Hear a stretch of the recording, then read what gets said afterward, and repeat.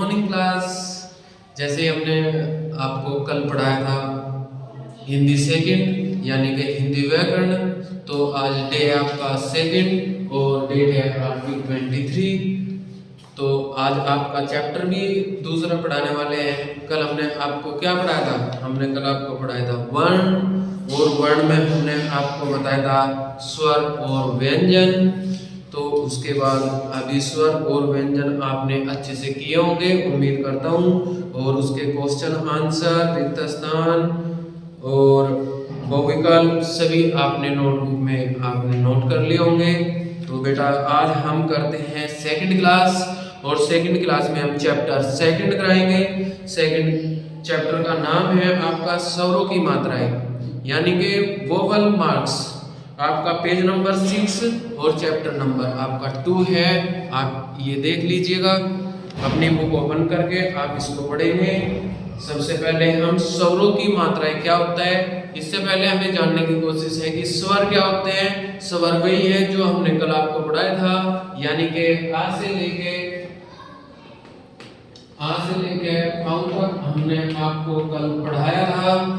उसके पश्चात अब इनकी मात्राएं, ये अपने आप में एक मात्राएं होती हैं और उसी को हम पढ़ाने वाले हैं। स्वर की शुद्ध रूप में परिभाषा जो है, शब्द निर्माण हेतु व्यंजन के साथ प्रयुक्त होने वाले स्वर को, यानी कि जो व्यंजन के साथ प्रयुक्त होती है उसको मात्रा कहते हैं।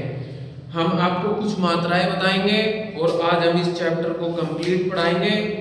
और ये चैप्टर आपका बहुत छोटा चैप्टर है, इसको आप ध्यान से पढ़ेंगे।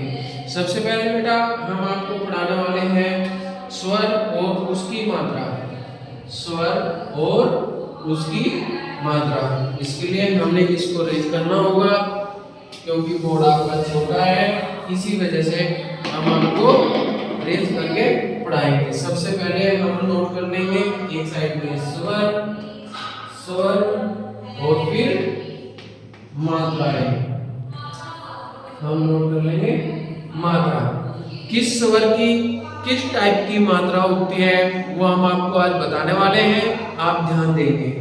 जैसे आ स्वर हो गया आपका, इसकी कोई मात्रा नहीं होती, आ की कोई मात्रा नहीं होती। इसके बाद आपका है आ की मात्रा होती है, और वो आप पढ़ते भी हो, आ की मात्रा ये होती है। आ की मात्रा सामने आपके नोट की गई ऐसे बनती है। उसके बाद हो गया ई की मात्रा आप नोट करेंगे। ई की मात्रा आप ऐसे करके और इसको राइट साइड टर्न कर देंगे। उसके बाद है आपकी ई की मात्रा, यानी कि जिसको हम बड़ी ई बोलते हैं उसकी मात्रा। बड़ी की मात्रा आपकी लेफ्ट साइड टर्न कर देंगे और ये आपकी बड़ी की मात्रा है। एक है आपकी ऊ की मात्रा, ऊ की मात्रा नीचे लगती है व्यंजन के, ऊ की मात्रा को हम लेफ्ट टर्न कर देंगे। एक है आपकी ऊ की मात्रा, ऊ की मात्रा आपको उसी पेज में बनाएंगे। ऊ की मात्रा नीचे से आपको राइट टर्न करना है, ठीक है बेटा। उसके बाद आपके री की मात्रा है, री की मात्रा ये जो इतना पार्ट होता है इसका, ये इसकी मात्रा होती है। ये व्यंजन के बिल्कुल जस्ट नीचे यूज होती है। उसके बाद आपकी ए की मात्रा है, ए की मात्रा ये व्यंजन के ऊपर के सिरे पे यूज होती है और इसको हम इस तरीके से लगाते हैं। फिर इसके बाद आई की मात्रा है आपकी, हम यहाँ लिख देंगे आई की मात्रा, और इसमें दो मात्राएं होती हैं और ये भी ऊपर यूज होती हैं। फिर उसके बाद है बेटा आपकी ओ की मात्रा, और ओ की मात्रा को लिखने का तरीका होता है व्यंजन के आगे आपको और ऊपर कोई व्यंजन है उसके आगे और एक मात्रा हो गई। फिर है बेटा आपकी औ की मात्रा, और औ की मात्रा को हम कैसे यूज करेंगे वो भी हम आपको आगे बताएंगे। अभी बेटा आप ध्यान दो कि हमने जो लिखा है, एक तरफ स्वर लिखा है, अगली तरफ उनकी मात्राएं कैसे बनती है हमने आपको बताया है। आ की कोई मात्रा नहीं होती, आ की मात्रा होती है, उसके बाद ई की मात्रा होती है, उसके बाद ई की मात्रा ये होती है, उसके बाद ऊ की मात्रा होती है, और फिर उसके बाद ऊ की मात्रा होती है। देन री, ये री होता है, और ये री की मात्रा होती है। ए की मात्रा ये हो गई, आई की मात्रा ये हो गई, जिसके ऊपर दो मात्राएं होती है वो आई की मात्रा होती है। ओ की मात्रा ये हो गई, औ की मात्रा ये हो गई। इसके पश्चात आप सभी इन मात्राओं को कहाँ यूज होता है, इन मात्राओं का यूज कैसे होता है और कैसे लिखते हैं वो हम आपको बताएंगे। उसके लिए हमें ये रेज करना होगा।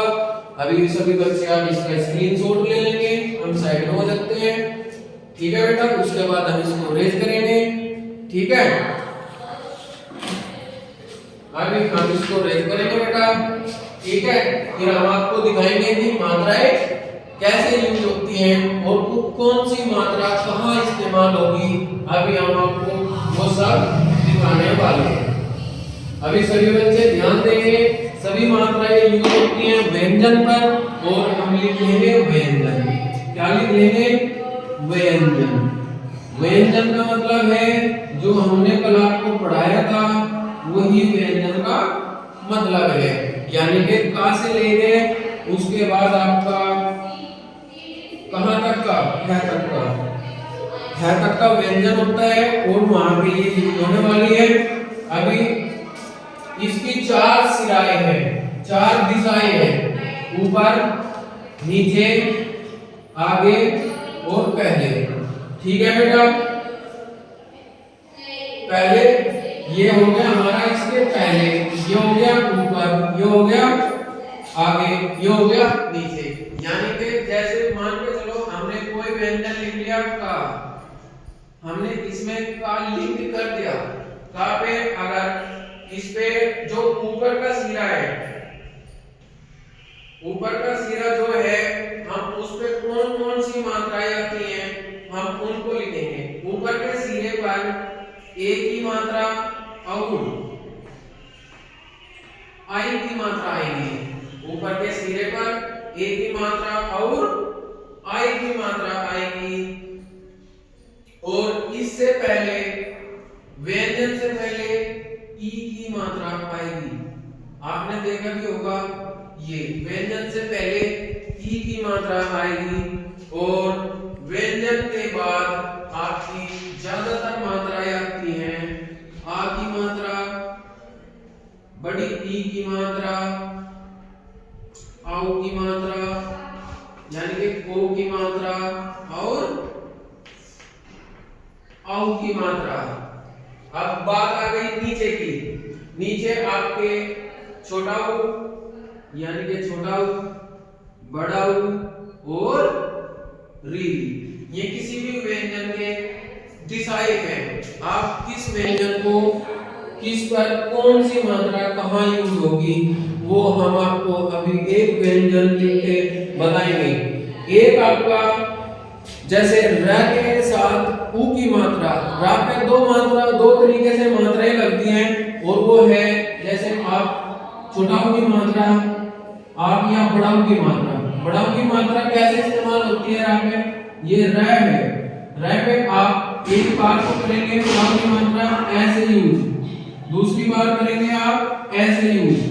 इनमें दोनों में फर्क क्या है? इन दोनों में फर्क है बेटा, ये है आपकी छोटा ऊ की मात्रा और ये है बेटा आपकी बड़ा ऊ की मात्रा। अभी आप इनमें आपने कई जगह देखा होगा ऐसे मात्राएं लगी हुई है, तो ये आपकी बड़ा ऊ की मात्रा हो गई और ये छोटा ऊ की मात्रा हो गई, लेकिन यहाँ दोनों का अलग अलग रूप है। तो इससे क्या बनेगा? जैसे छोटा ऊ से गुरु, गुरु, दूसरा क्या बनेगा? रुख। इसी प्रकार इससे हमारे कुछ शब्द बनेंगे, वो क्या है? जैसे रूखा, रूखा, दूसरा शब्द हम बनाएंगे जैसे रूमाल। क्या बनाएंगे? रूमाल। रूमाल। सही शब्द के साथ सही मात्रा का ज्ञान होना चाहिए। उसी प्रकार बेटा अभी इसमें चैप्टर आपका ये यहाँ समाप्त होता है, लेकिन उससे पहले हम आपको ये मात्राएं एक लाइन में लिख के दिखाएंगे और वो हम अभी आपके सामने लिख रहे हैं। हम उसको लिख देंगे, ये मात्राएं थोड़ी डाउन कर देंगे। ए की मात्रा और आई की मात्रा हम का व्यंजन के साथ इन मात्राओं का यूज करेंगे। हम का व्यंजन के साथ इन मात्राओं का उपयोग करेंगे और वो कैसे करते हैं? सबसे पहले का के जो बाद में लगती है, पहले भी मात्रा इस्तेमाल कर लो। का पे आ की मात्रा का, फिर उसके बाद सीरियल वाइज यानी कि आपके स्वर अनुसार हम मात्राओं का पाठ करेंगे। का पे छोटी की मात्रा की, का पे बड़ी की मात्रा की, का पे छोटा की मात्रा को। देखो ये आपके नीचे का पोर्शन है, तो ये नीचे आया है। का पे बड़ा की मात्रा को, ये मात्राएं हो गई। को के का ओ की मात्रा को, देखो ये इसके बाद आने वाला है, तो ये मात्रा कहाँ हो गई? का के आगे काऊ। क्या पे आऊ की मात्रा काऊ। देखो ये भी यहाँ पे है, तो इसके बाद आने वाला ये मात्रा इसके बाद इस्तेमाल होगी, है ना? अंग और ए। अब मान लो री, क्री, में नीचे री लगा दिया, क्री, ये होता है। ठीक है, अभी आप सभी बच्चे समझ गए होंगे। इसके बाद आप करना क्या है, ये अपनी बुक पेज नंबर 6 और 7 को अच्छे से पाठ करना है। इसके बाद आपके क्वेश्चन आंसर है। मात्रा की परिभाषाएं लिखिए। मात्रा की परिभाषाएं क्या होती है? मात्रा की परिभाषा, आपकी परिभाषा यहाँ लिखी है। शब्द निर्माण हेतु व्यंजन के साथ प्रयुक्त होने वाले स्वर को मात्रा कहते हैं।